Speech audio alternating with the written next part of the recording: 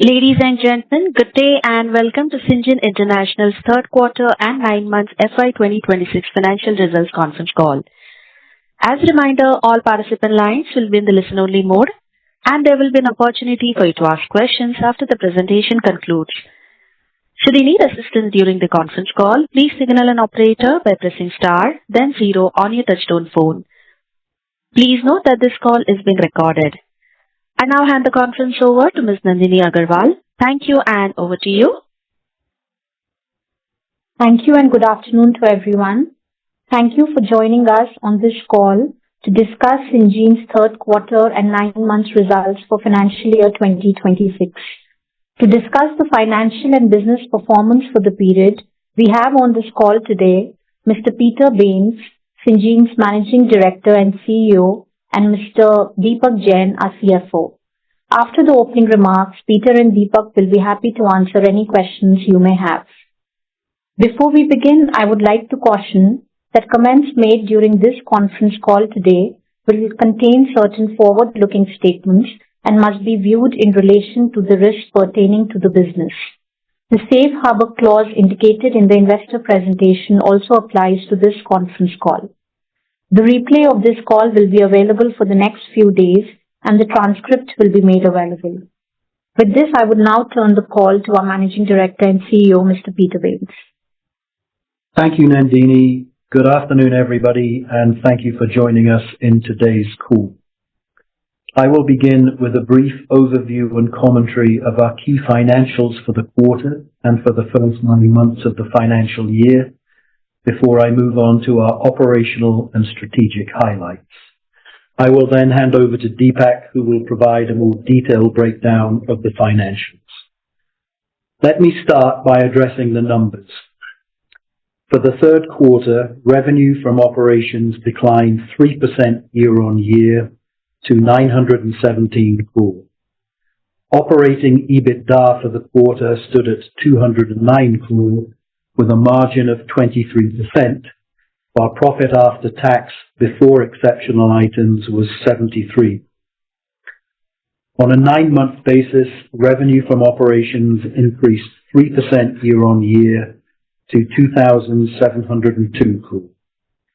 Operating EBITDA for the period was 615 crore, with a margin of 23%, while profit after tax before exceptional items stood at 227.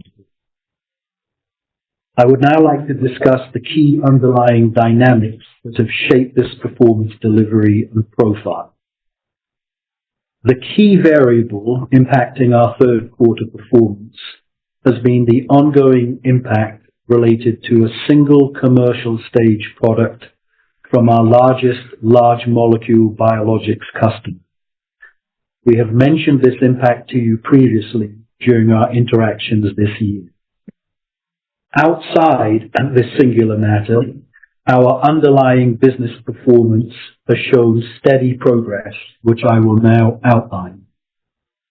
As you know, Syngene operates across 2 business segments: research services and contract development and manufacturing services, and this includes both large and small molecules.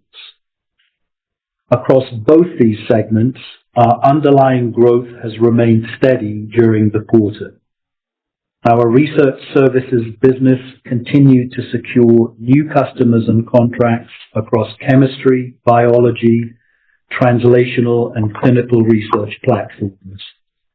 In our CDMO business, we are seeing increased capacity utilization in both small molecules and large molecules as we attract new customers.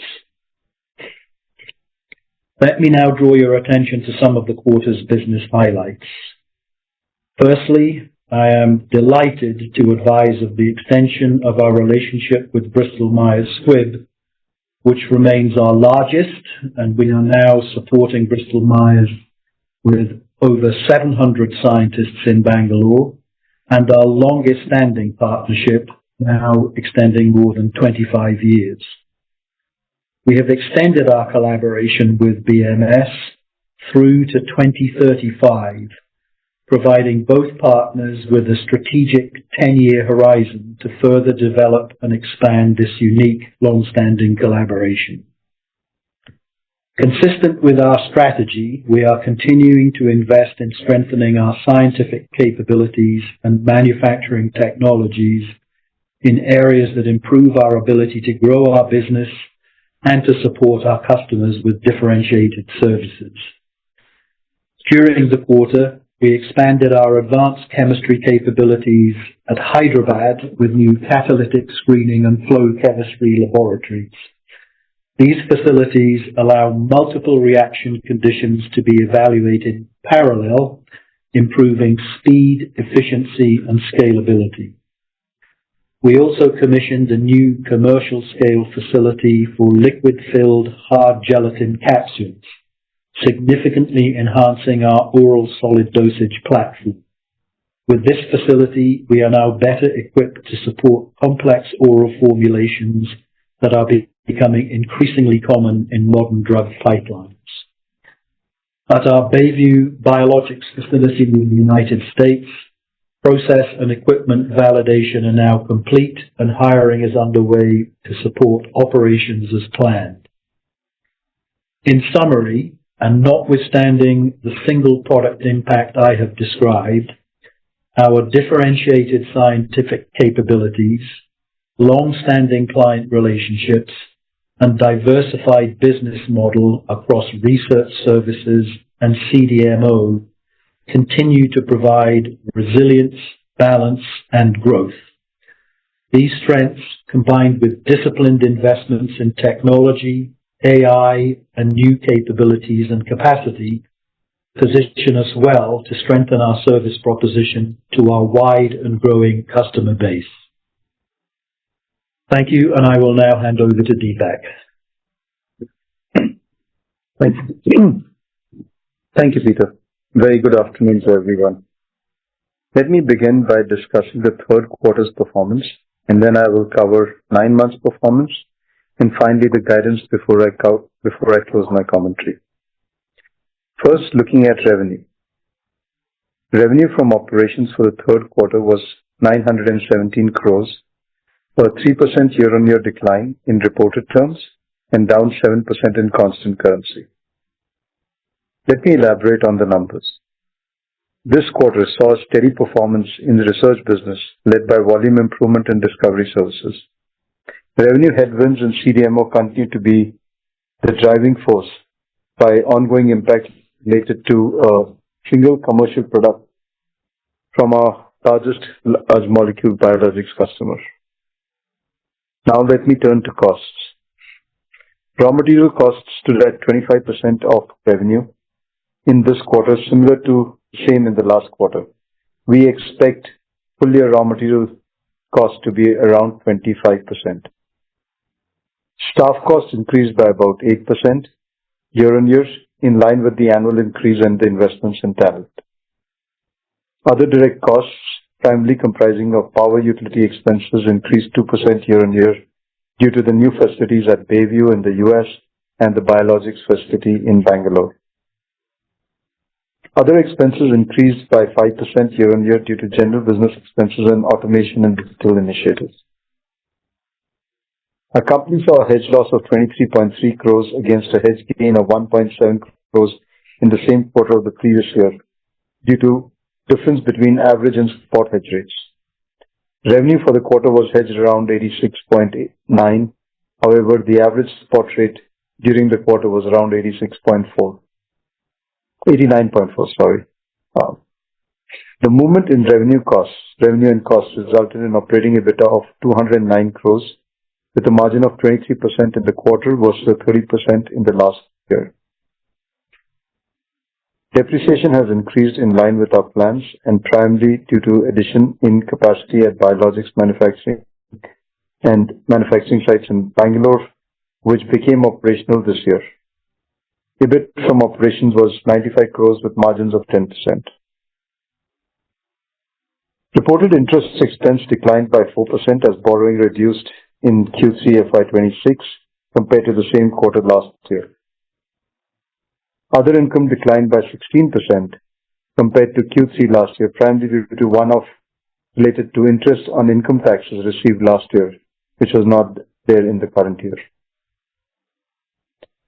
As you will know, the Government of India has recently notified the 4 labor codes consolidating the 29 existing labor laws.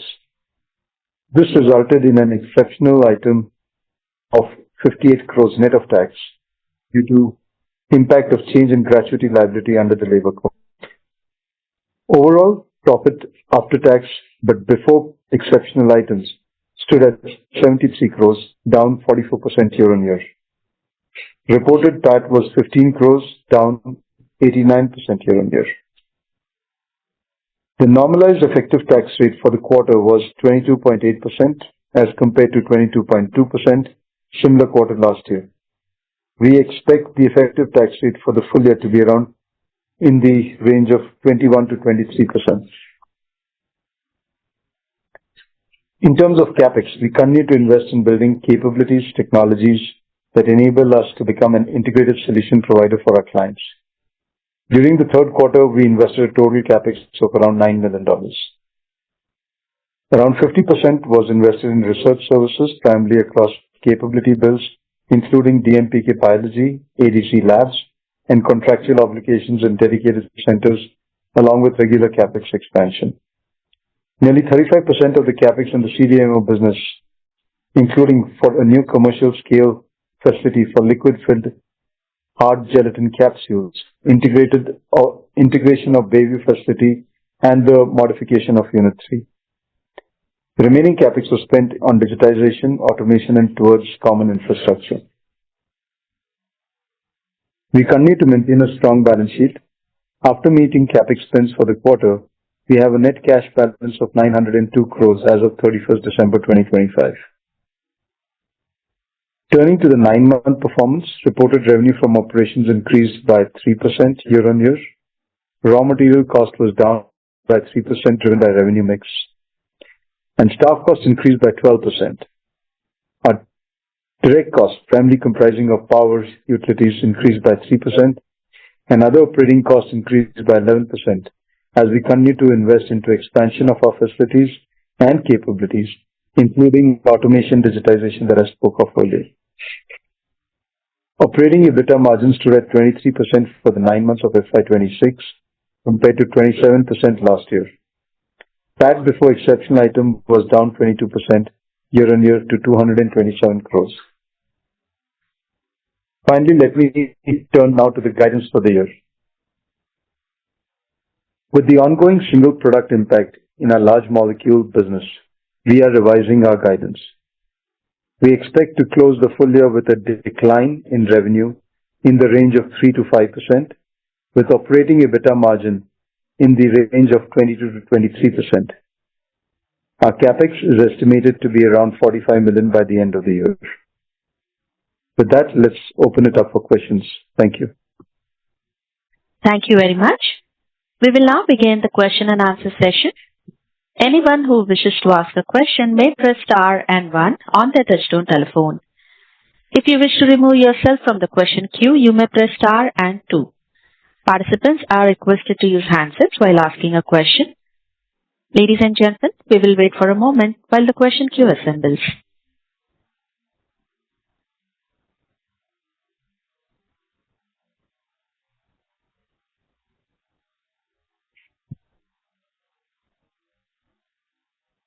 We'll take a first question from the line of Kunal Dhamesha from Macquarie. Please go ahead. Hi, thank you for the opportunity. The first question on the impact from the biologic product, which announced in this quarter, and seen some impact in previous quarters as well. But as the year goes by, how do we expect the impact of this in quarter 4, and how are we kind of budgeting from the FY27 perspective? Demand comes back here. Are there other drivers which basically help us grow from within our CMO business? And also, if you could provide a broad split between the CRO and CMO business this quarter, that would be helpful. Thank you, Kunal. Let me address the questions, and Deepak may want to add something. Let me deal with the second one first, and that is that the split between our research services and CDMO, about 2/3 research services, 1/3 CDMO.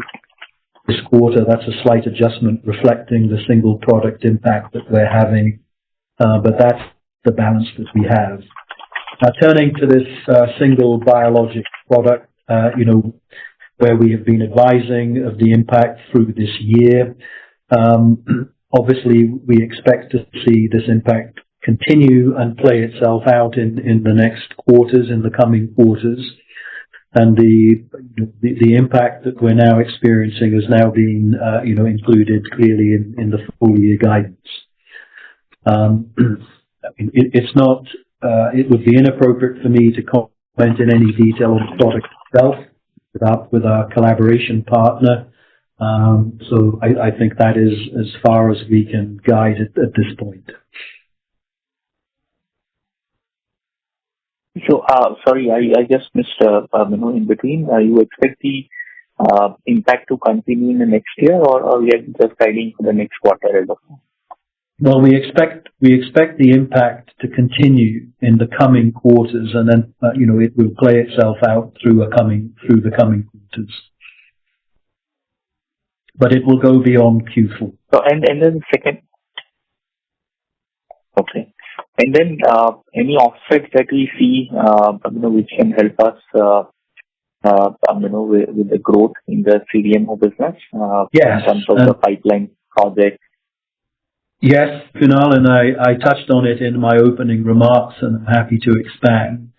If we strip out the impact of this single product and look at what is happening across our business, what we see growth, and what is encouraging is that growth, is across our division. So we take the impact out of our manufacturing platform. We are seeing increased capacity utilization, both in small molecules and in large molecules, and we're seeing that translate in the quarter, into some growth. In our research services, as we look at that across chemistry, biology, translational science, and clinical, we're also seeing growth. Now, our focus is very clearly to look to accelerate that growth in order to compensate for the singular issue that we're facing with our largest large molecule customer.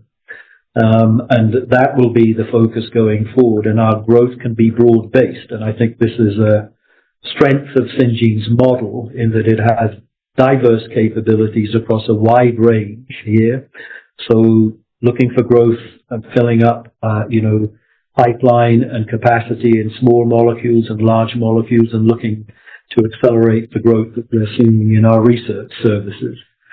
So very clearly, that is the focal point of management going forward. Sure. And second question for Deepak. Of the 70 crore impact on the new labor code, how much of this impact we expect to see continuing in the future quarters? You're talking about the exceptional item, Kunal? Yes, exceptional item. Yeah. So Kunal, the way it is, as you know, the labor code has just got introduced. The institute has given us a guidance of taking that provision into play. The notifications are still coming out. We are looking and keeping ourselves close to it. As it progresses, as it evolves, we will get to update our financials accordingly. It's early days, but we've taken basis the best judgment, right? What we have right now.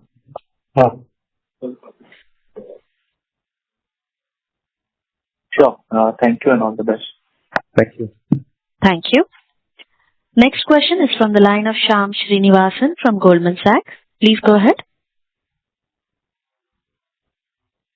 Hi, thank you for taking my question. Just the first one on the revenue splits between CRO, CDMO. If you could give us the broad percentages and also the year ago. So, and maybe some qualitative color around, I'm assuming CRO is growing, so just some qualitative color around what's driving that growth. Sure. So we had two-third, one-third is what Peter had called out earlier as well. That's the split that we have. It's broadly the same as what we had last year as well. It was around 65-35. So we're kind of holding almost similar. The point, Shyam, is the fact that because of that one product impact, we're seeing a change in a bit of the business mix. But if we were to look at or strip that out, as Peter was mentioning earlier, the underlying business continues to grow and continues to grow in a steady progress. So that, to that extent, the baseline and foundation seems strong right now. Deepak will be helpful because if I use how do we strip the is there a double-digit growth? Because very difficult, right? Since we're not sharing what that call out is. Sure. No, so I understand that, Shyam. So the way I would call it out is it's high single digit, low double digits is where I would keep it in the ballpark. So if I was to strip out the growth of... You're talking about X the special opportunity. You're calling out the growth in CC terms is what, sorry? If I was to exclude the one-off product, right, that is impacting and giving us the headwinds, the rest of the business is growing in high single digits, low double digits in constant currency terms. Okay, that's helpful. And you don't want to give some color around CRO versus CDMO there, excluding that business, which is going fast. Excluding CDMO business also we are growing very well. Excluding the one. No, Deepak, excluding that one-off. I'm saying if you can splice the CDMO also, how has the CDMO business done? So I'm only able to give you right now, Shyam, the growth as a total business. The growth split by CDMO and CRO, I'm not at the position to say that right now. Got it. Helpful. And second question, just on the guidance, I presume this is a constant currency guidance, right? Sorry if I'm yes. That the 3 to 5% decline now. Yes. Right? Okay. Yes. So it still implies a pretty weak 4Q, I would imagine. I don't know how do we use the rupee conversion there, but it still would mean, my guess, sequential decline in quarter 4, which is not typically how it pans out historically. The rupee has been fairly volatile. So what would drive? Sorry, Shyam. Shyam, it'll be. So I was completing, Deepak. So I don't know. Yeah. Shyam, we will expect the single product impact to continue in Q4, and we will be looking to offset that with the growth that we're seeing in the rest of the business, which Deepak has characterized.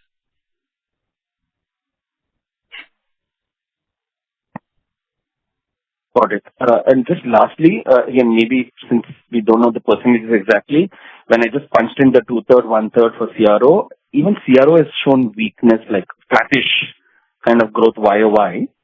So, I thought the narrative was CRO is improving, biotech funding improving. So just some qualitative around what is happening to the discovery business.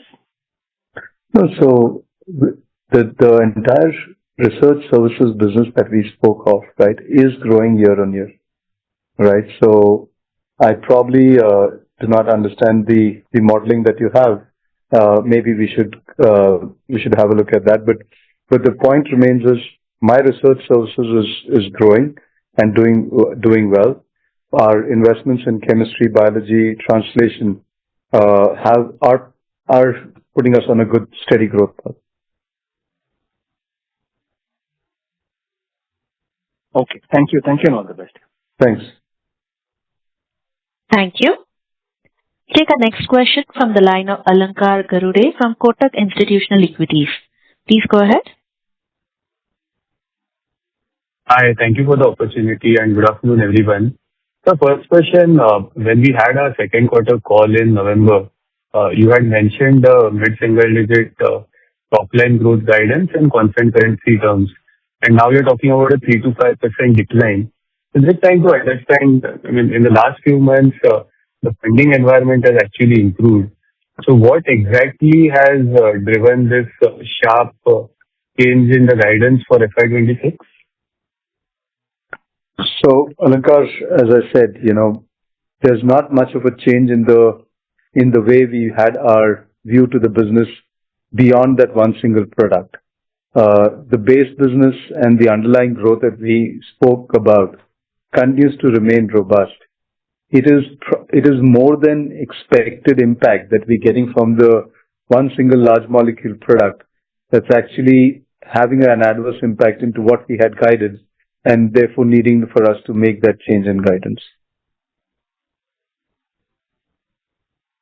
So were we expecting, Deepak, any sales from this molecule in the second half, which are not going to come by which were not there in 3Q and will not come in fourth quarter? We were expecting a certain quantum of volumes to come into us from the product, but it's been slower than what we expected. Got it. And just one clarification on that. When Peter was answering the earlier question regarding this product, I think we missed out a few things. So can you please help repeat that? I think Peter said expect impact to continue in the coming quarters. Did I hear that correctly? Yes, you heard that correctly. I mean, and we've now captured that, in the year-end guidance. We do expect the impact of this single product, to play out in the coming quarters. Quarters. Okay. Got it. The second question is, can you comment on both the two underutilized facilities in terms of what kind of traction you are seeing, what kind of discussions you are having, both Mangalore as well as Unit 3, and also for the US facility, is it on track to operationalize in the fourth quarter? Yes, Alankar, I'll take that one. So in Mangalore, the small molecules facility, we are seeing capacity utilization increase and translate into growth this quarter. Our pipeline is building, and the ongoing products can progress there. And if they progress, they can scale as well. So we're encouraged by, the steps that we've taken translating into this improvement in capacity utilization and growth. And obviously a management focus here will be to strengthen that. And we're working hard to build that pipeline and accelerate utilization. In the Bangalore large molecules, again, we are seeing growth. Capacity utilization is improving, and again, we're looking to strengthen and accelerate that. We have installed as part of our CapEx programs a sterile fill finish line there. That strengthens our service offering that we now move, from drug substance into drug product, and that will enhance our offering there. So looking to build on the early traction that we're seeing and accelerate that. With regard to Bayview, as I said in my opening remarks, the qualification of equipment and the facility is now complete. We're finishing with the team in order to prepare, to begin operations in that, in the coming quarter or so. So clear focus on strengthening the growth that we're seeing by building the pipeline and advancing the assets that we have in play now. Got it. And just one final question, if I may, a slightly hypothetical question. Given that you mentioned about this impact continuing in the key product for the next few quarters, our original Bangalore biologics facility also would be relatively underutilized. So when it comes to having discussions regarding both Unit 3 as well as the original Bangalore facility, I mean, is there any preference which you have or clients have when it comes to starting new projects among either of these two facilities? So, my answer to that question would be that, a part of the reason in acquiring the US facility was to give us this flexibility. We wanted to put a foothold in the United States as a strategic market opportunity and retain our position here in Bangalore. And this gives us flexibility, to talk to our customers about, the versatility that might suit what they want to do. So we'll definitely look to leverage that flexibility and versatility going forward. Okay, sir. That's it from my side. Thank you. Thank you. Next question is from the line of Chirag Dagli from DSP Mutual Fund. Please go ahead. Yes, sir, thank you for the opportunity. So this single product, where are we in FY26 on a run rate basis versus a more normalized number? You did indicate at the time of signing of this contract that this was a cumulative $500 million 10-year contract. I'm just assuming 50 million was a more normalized run rate for this one. In FY26, where are we versus that normalized run rate for that product? So, Chirag, thanks for the question. If you look at what we've spoken about this product, when we contracted on this product, it was a 10-year program with the potential to get to $500 million. We also did call out that in the first few years, we were able to deliver better off than a typical average, and that was driven largely by the fact that it's a new product, it will need to go into the market, the pipelines on distribution will need to be filled up, etc. Now, once that happened, from the beginning of the year, we've been speaking about the fact that we are seeing now an inventory correction, but more importantly, if you look at the public announcements on the product, it's also talking about a product issue as well. And therefore, we do not know how it's panning out. I would not want to comment much beyond whatever is there in the public domain. They are a listed company. They will come out with their own views to it. But beyond that, the way we look at it is we're seeing headwinds coming in for our supply of the product to them. And right now we see that continuing for a few more quarters. Has our wallet share in that product remained stable for that product for the clients? I mean, it's not our position to comment on the client. Our collaborating partner here, obviously, we are talking to them. Let me be a little bit clearer. The product is Librela and our partner is Zoetis. What I would do is point you in the direction of their website, for information on what they're doing. Understood. And just on the follow-on product or incremental products on that partnership, any color around that? I mean, we have an open dialogue and an ongoing dialogue with our collaborator there, and are exploring other opportunities, and we'll update on that as we make progress and mature any discussions. Understood.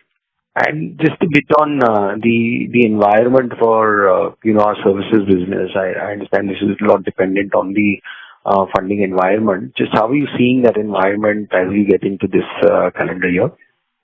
Sure. I think, and we touched on this in the last quarter, that there were some signs that the venture capital funding into biotech, which has had a pretty long winter, was beginning to thaw. I think what we see is that trend continuing, and I think there's some signals that that's accelerating a little bit, and that's obviously an encouraging sign. And the Syngene has a strong exposure to biotech companies, and that would be welcome if that continues, and that will feed into biotechnology companies and provide further opportunities for Syngene to collaborate and to support. So I think we're of course watching this, but and at present I think we see an improving trend in that regard. Understood. Thank you. Thank you. We'll take our next question from the line of Neha. Please go ahead. Yeah, thanks for taking my question. If I were to strip out this, this product, this special product, how should I think about growth for fiscal 27 for the rest of the business? Should we assume the high single digit, low double digit growth that you mentioned, constant currency accelerating to more like mid-teens, high teens? Would that be a fair assumption? Neha, we typically guide towards only the year, and we can right now restrict our comments only for this year. Somewhere around in April, May time horizon is when we come and give a guidance for the coming year. And that's the time we will speak more detail around the guidance for the coming year. It won't be right for me to right now give any commentary or color on the guidance for FY27. Is there any color that we can give on probably trends improving in the rest of the business, to give confidence on 27 growth, if not formal guidance? I understand that you'd probably prefer to give that, after fourth quarter. Either, what we are seeing probably in CRO or the CDMO business to give us confidence that things could improve going into FY27 for the rest of the business. Sure, Neha. Let me take that one. So, as I think both Deepak and I, we've commented in earlier questions. Notwithstanding this single product impact, we are seeing growth across the wide range of the Syngene model. So we're seeing growth in the manufacturing business, small molecules and large molecules, and we're seeing growth in the research services spanning chemistry, biology and biotherapeutics, and translation and clinical sciences. Deepak's given an indication of what that underlying growth looks like, at high single, low double digits. And of course, that is the focus now, is to accelerate that growth, across all fronts, and pick up on these encouraging signs of growth that we have and accelerate that. And then we'll be giving formal guidance for 27 in our fourth quarter results. But we're very focused on looking to build on and accelerate the growth that we're seeing across the diverse service platforms that we have. It's really a strength of Syngene that we have this diverse platform, and of course we now have to push on that to compensate, for the headwinds that we're facing with this large single product issue. Yeah, if I may add, we continue to invest in the business, right? We continue to invest in CapEx.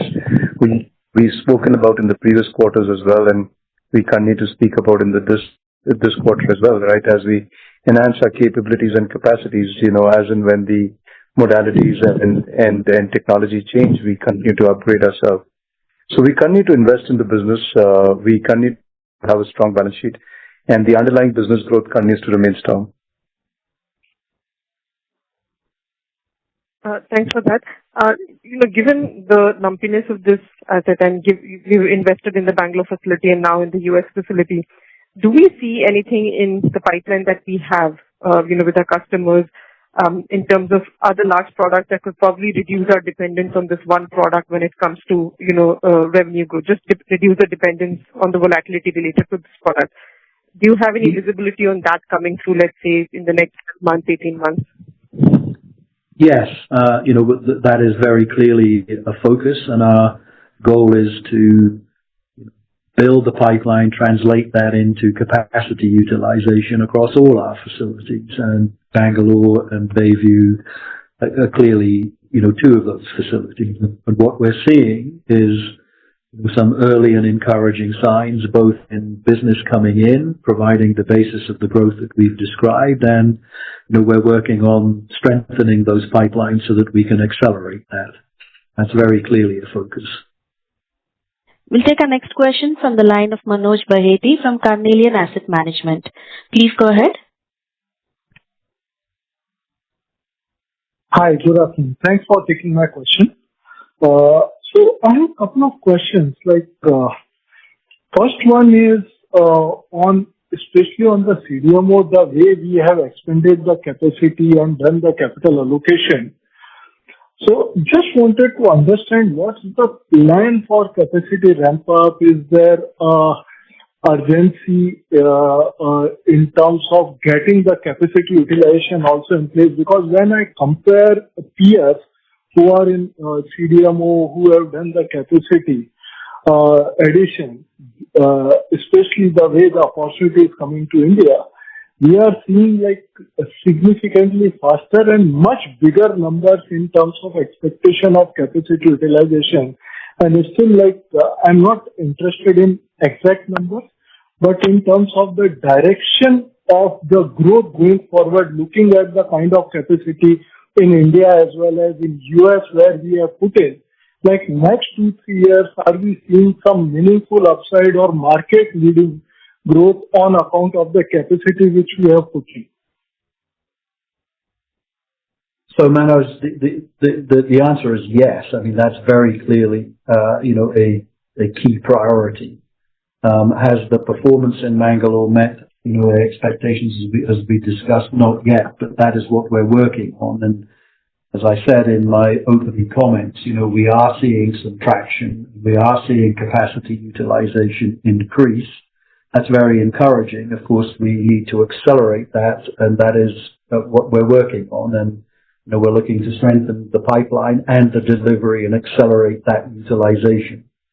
And the same holds true, for the Bangalore facility, large molecules. And again, we are seeing now some early pickup in traction and utilization and growth, and we're going to build on that. Obviously in Bayview, we're completing, the formalities to get, that facility licensed and cleared. We've built the management team, and we're ongoing, many dialogues to look at starting to fill that facility up. You will have also seen that we've appointed a new head of manufacturing, Dr. Rotash Kumar, who comes with an awful lot of experience, both in large molecules and small molecules in Europe, in the United States, and he's relocated to here in Bangalore to lead and drive that, in the next chapter of our CDMO platforms. So we're very focused on it. We've got early and encouraging signs, and we're, strengthening the focus on accelerating that. Thanks for that response, Peter. But still, if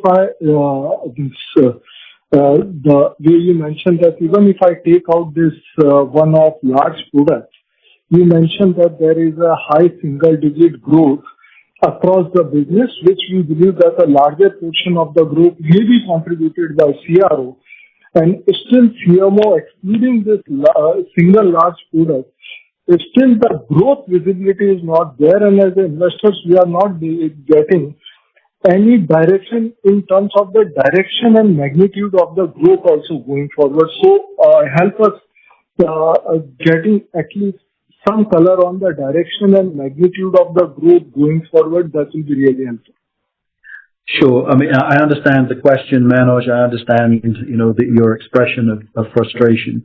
At this point, we can't give any quantitative guidance on that. When we come to the full year, we'll have a clearer picture. I can only emphasize that, we believe these facilities, will have high potential. The capacities are there. The capabilities and technologies are good. Under new leadership and with the, amplified focus. Plus, I think, very clearly some of the early and encouraging signs that we're seeing that I've discussed, we're looking to accelerate that, quite clearly to fill the capacities which have substantial potential to drive revenue going forward. Got it. Now, my second question is on the CRO side, like looking at the improving environment on the biotech funding. Which we were expecting that CRO will also start coming back to faster pace of the growth, but looking at your overall number, that thing is still not visible. Is there something which is still preventing at a macro level the faster pace of growth, or we as an organization are growing slower vis-a-vis our peers? How do you read this? So I think the macro environment, is broadly favorable. I mean, I think we've spoken about, encouraging signs of return on venture capital into biotech, mid and long term, the trends are continued outsourcing by big pharma of discovery services. And I think, Syngene's platform is well placed to capitalize on that. And investments that we've made in chemistry that I spoke about, we're looking to build out in biology, not just in discovery biology, but leverage, what we think is, platform capabilities and differentiated platform capabilities in India on biotherapeutics. And, certainly in translational sciences and in clinical trials, we're seeing again in both of those areas, those encouraging early signs. And, one of those we touched on last quarter was the award of our first global clinical trial recruiting here in India and in the United States. And that continues to make progress, but there are timelines here. So in this quarter, we've received the expert committee approvals to go forward, and we'll be now looking, at site selection and patient recruitment. But these things do have a timeline before they can really accelerate.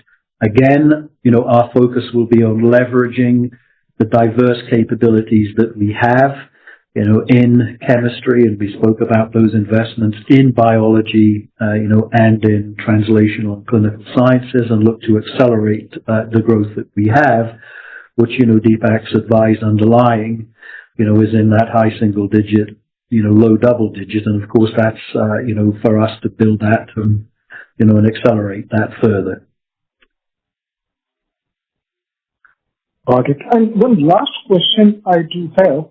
So what's the internal plan to mitigate the risk on this single large molecule? Like you have highlighted that earlier it was an inventory correction which the customer was taking, and also there are some product specific issues. So internally, how we are preparing ourselves to mitigate the impact of this going forward, and secondly, how long the impact will be there on Syngene of this single large molecule? Can we expect that by fourth quarter it will be over, or you believe that it will continue for next few quarters? So as I think we covered in some earlier questions, in terms of how long do we see this impact lasting, we see this playing out over the next few quarters. It's clearly going to play into Q4, and it will play in, I think, into the, a couple of quarters in 27 before it plays out. Now, how long and where it goes, that is not for us to comment on, as I said. I mean, this is, a product from, a key collaborator of ours, Zoetis. And again, I would encourage you to look at their website, and take guidance from them on how they see this product moving forward. In terms of... Can I interrupt? My question was how Syngene is planning to mitigate the impact of this. Sure, I'm coming to that, Manoj. I'm coming to that. So on the second question, in terms of mitigation, I mean, it's very clear that what Syngene is looking to do is to build, a wide and diversified business across the platforms, and build more large relationships. I mean, I think that this product was launched. It had very high success at launch, and of course, it's run into the headwinds that it's run into, and that impact has significantly affected our numbers, as you can see, and reflects that, exposure to a single large business. We're working to diversify our business, both across our platforms and in terms of building more large relationships, so that exposure to these types of single product events would be minimized. And, that is another focus of how we're looking to build our business going forward. Okay. Thanks for taking my questions. Thank you. We'll take our next question from the line of Pankaj Murarka from Renaissance Investment Managers. Please go ahead.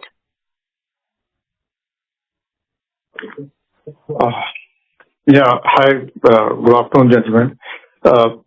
Peter, you answered some of my questions, but I still want to get your take on. It's been now, I presume, it's been about 6 or 7 months since you've been back into the saddle. So,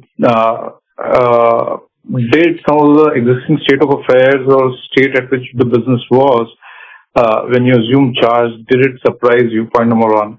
Point number two, while you outlined the initiatives you've taken and you continue to make strategic investments, keeping the long-term interest in the business, and since you're not guiding for next year, and as shareholders, we want to take a slightly more medium-term or a longer-term view on the business, can you qualitatively comment when do you think the business will get back to growth trajectory on the aggregate basis? Because while I understand that some part of the business is growing, and but still as shareholders, we are not buying parts of business. And I'm still not able to understand, Deepak, your comment that when you're saying the rest of the business is growing at high single digit, how do you call it a strong growth? I'm still not able to connect that a qualitative comment to the underlying growth in the business. So I would appreciate, since you're not quantifying or giving guidance, if you could clarify on some of these qualitative comments and comments on qualitative comments on the questions I'm asking. Sure, Pankaj, thank you. So let me address the first part of your question about how I'm seeing the business having come back into it. And I think the first thing to say is the extent of the single product headwind has been a one-off and was not expected at the time of launch. The launch was successful, so this has happened, and we obviously have to deal with it. And how we're dealing with it is obviously looking to accelerate the growth in the rest of the business, which I've sort of characterized in the near term. Now, looking at a midterm perspective that you've drawn on, I think prospects are very good. I think the market is looking as if very clear market opportunities. We see the trend, in outsourcing of R&D continuing. I mean, and that provides the sort of basic framework for us as a contract service provider in R&D.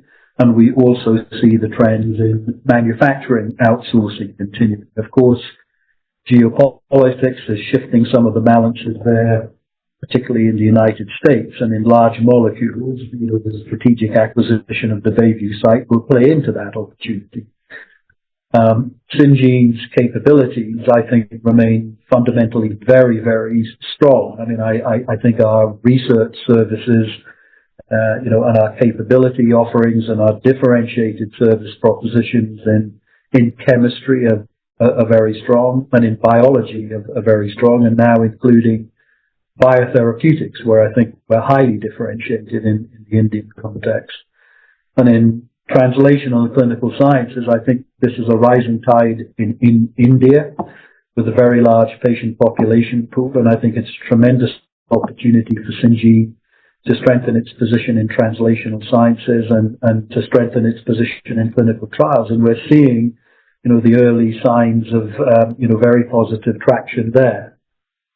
So we've got to get over this, the issue that we're dealing with the single product. As I said, I think that will play out in the next few quarters. The underlying business, is sound, and the growth rates as Deepak's described, and obviously we want to accelerate those and get them higher. And that's what we're looking to build, and we'll give guidance on 27 at the end of this fiscal and give some range there. But I'm optimistic, Pankaj. I mean, I think that Syngene is well placed, needs to get over this, single product issue that's dragging us down, and we need to accelerate on, the other elements of what is a very, strong and diverse platform. And Syngene is a long-standing company. It's built some of the most remarkable relationships in the industry. We've touched on one in this call, the Bristol-Myers relationship, and we will look to be building more diverse businesses, and across the board, we'll of course be looking to build bigger and longer-term relationships so that our business is more robust, against single-point exposures, which we're facing today.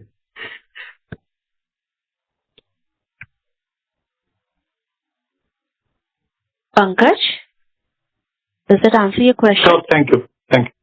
Thank you. Yeah, it does. Thank you. Thanks a lot.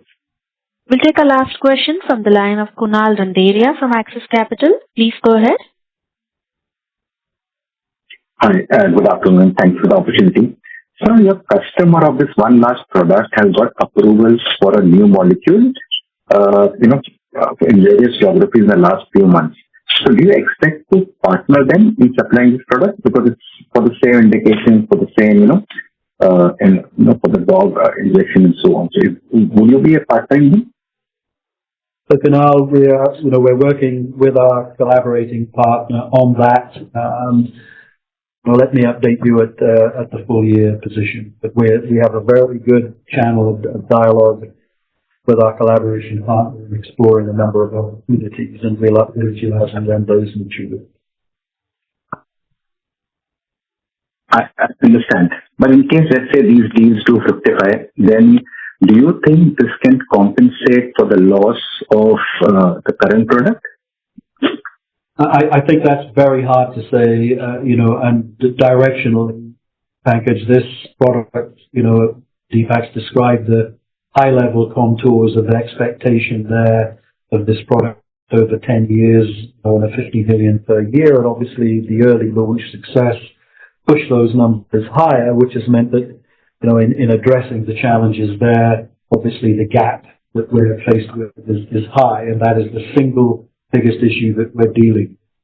I can't comment as to say whether anything else is going to make that all up in one go, but we are very, very focused, as I've described, on doubling down, strengthening, and accelerating, encouraging early signs that we're seeing in small molecules, large molecules, and across our discovery services, to build that more diverse and broader business mix, so that we have a very, very strong position.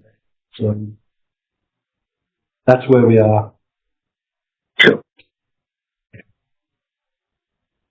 Thank you, and all the best. Thank you, Gil. Thank you. Ladies and gentlemen, as that was the last question for today, you can get in touch with Syngene team for any further questions. On behalf of Syngene International, that concludes this conference. Thank you for joining us, and you may now disconnect your lines.